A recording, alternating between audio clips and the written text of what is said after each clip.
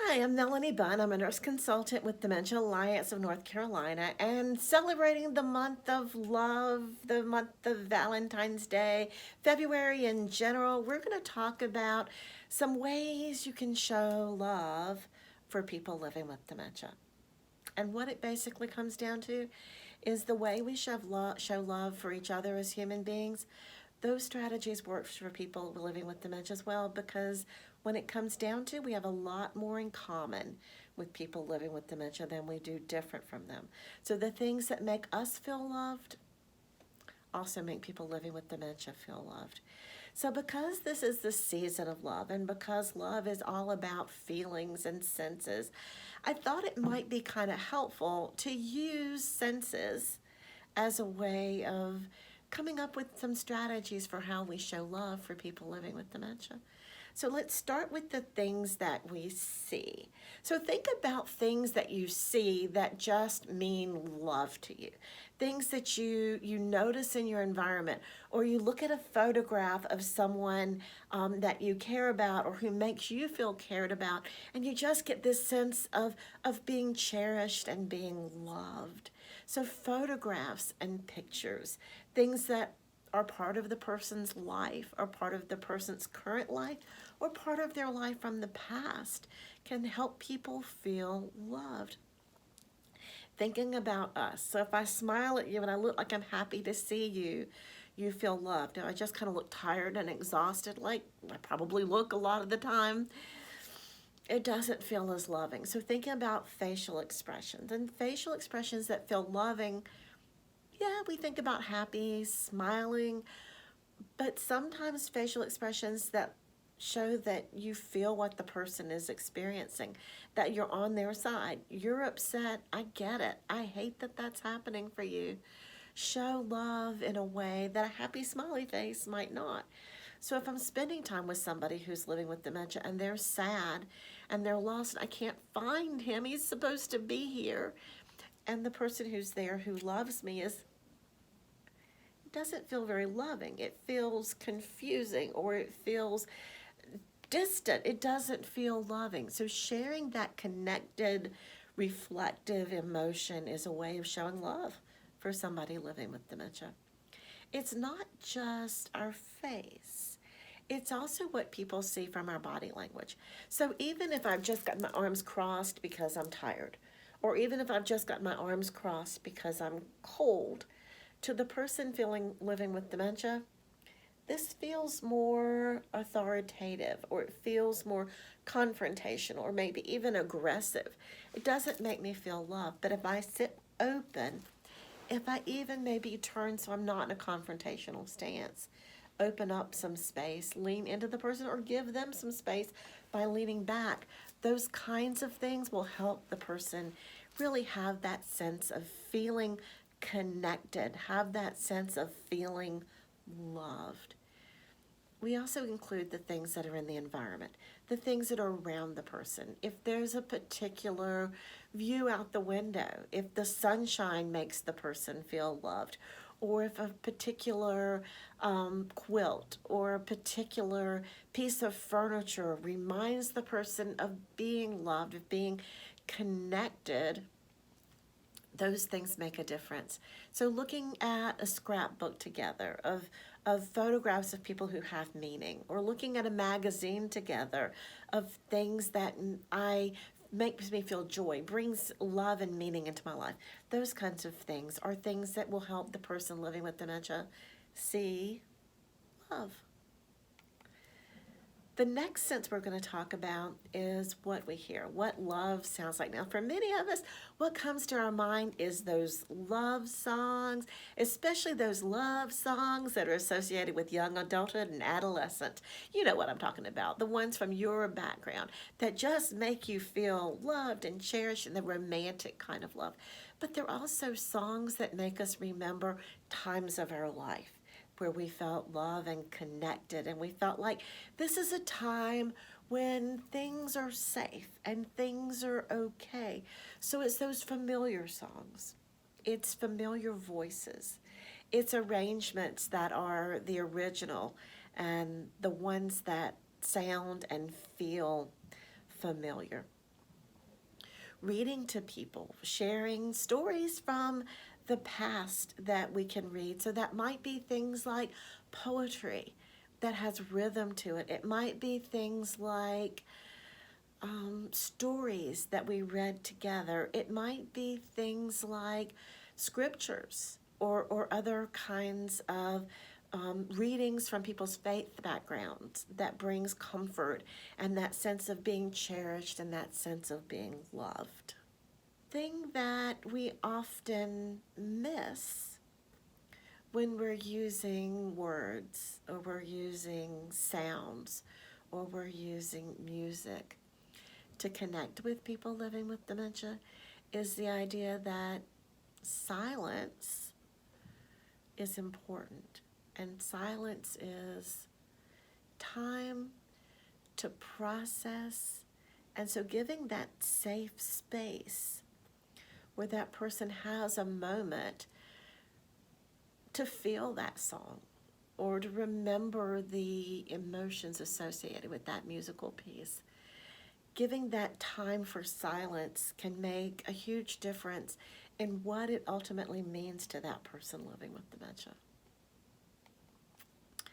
The next sense that we're going to talk about is touch. And many of us associate feeling loved with being close. And so hugs. How do I know if it's okay to hug? If I go and open my arms up and the person moves in, it's okay for me to hug that person. If I stand close to that person and they lean back, maybe now is not the moment to do that. Generally speaking, there are places that we as human beings feel very comfortable being touched. And they're not always the ones we think about. The one we always think about is hands. And hands are a place that people are really comfortable being touched. So holding someone's hand, walking hand in hand, holding someone's hand and giving them pressure on the other side of the hand can be really a way of showing love and connection to this person living with dementia, as it is with the rest of us.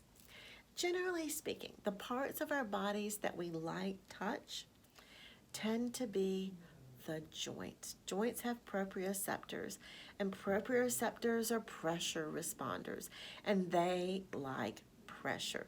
So parts of the body like the elbow or the knee or the shoulder tend to feel a lot better than the forearm or that upper arm area or things that are kind of moving. So places that we touch make a big difference with how the person responds and feels our affection and our love.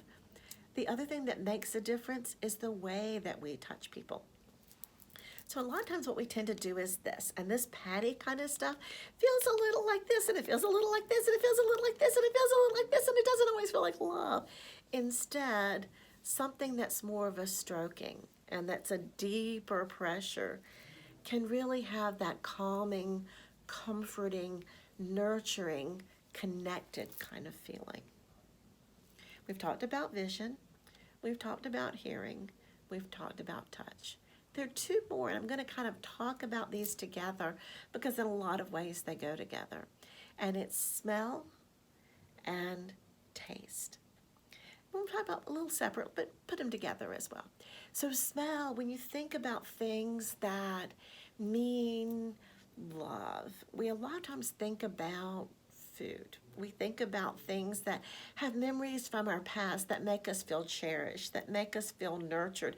And they might be sweet kinds of things like cookie baking, or they might be savory kind of things like tomato sauce.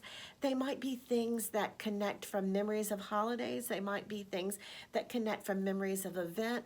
They might be things that connect with just those everyday kinds of things like popcorn or coffee, that make people feel loved and feel connected. Not just connected to the person, but maybe connected to the environment. So maybe what makes someone have that sense of love, makes them feel loved, makes them feel connected, is being outside, or smells from nature. Smelling the fresh air, smelling fresh cut grass, smelling the rain when the rain is coming down, those kinds of fresh things. A lot of times it seems like they're things that are associated with being outdoors in the environment. Very rarely, occasionally, you never know, but very rarely do people say, you know what really brings me joy, makes me feel loved, makes me feel connected, is the locker room smell. You know, it's the smell of sweaty feet that makes me feel loved and connected. And some people, because of experiences and because of being on teams and because of what that means, might have that impression. But I have a lot more people ask for fresh air than smelly feet. The taste goes along with the smells. And when people have dementia, this taste tends to change. Older people in general lose some of the sweet and the salty taste. And so when you lose some of the sweet and salty taste, you want to be able to reproduce that. And so people tend to add a lot of salt or sugar, add a lot of sugar, which is not necessarily a really healthy kind of thing. So ways to kind of supplement that are to put in some of the flavors that are preserved. So if sweet and salty are lost, the ones that preserved, bitter and sour. So, you know, I don't think I really want bitter and sour, but when you think about some of those bitter and sour kinds of flavors, we might think about things like lemon and citrus, which is a little kind of sour. We might think about things like coffee, which is a little kind of bitter, and cocoa. So there's a way to kind of weave that in. What it comes down to is people living with dementia, because of the changes of disease, because of the changes in their brain, are losing some of their connections.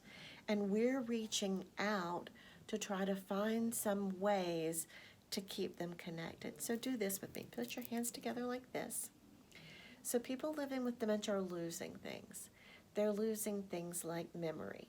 They're losing things like language. They're losing ability to do some self-care kinds of things. They're losing some ability to kind of regulate themselves, even some sensory kind of changes. And so they're losing an awful lot. But what concerns me is that there are things that they don't lose because of the disease. There are things that they lose because we break them and take them away. And that's that relationship and that connection. So hopefully by putting some of these things back together, some things that people can see and some things that people can hear and talk, some things that people can feel and smell and taste, we build this connection, this relationship that can really keep us close. Because when it comes to living with dementia, what people need is our presence. What people need is that time respectfully with them, and then that time respectively to give them the space that when they need to be alone. What people living with dementia need is people to see things from their perspective. So one of the ways we can show love to human beings and people living with dementia as human beings is to think about how do we really truly show that we are seeing life from their perspective, that we're seeing it from their point of view. And when we put that into our lives, we integrate that into our moments and into our memories, then showing love isn't limited to February, isn't limited to a day in February. It's about our relationship and our time together. So have a wonderful February. Have a wonderful Valentine's Day. Seek out those people that you love and find some ways to show them that you love them, and be open to the subtle ways. Be open to the interesting ways that they may show you that love back.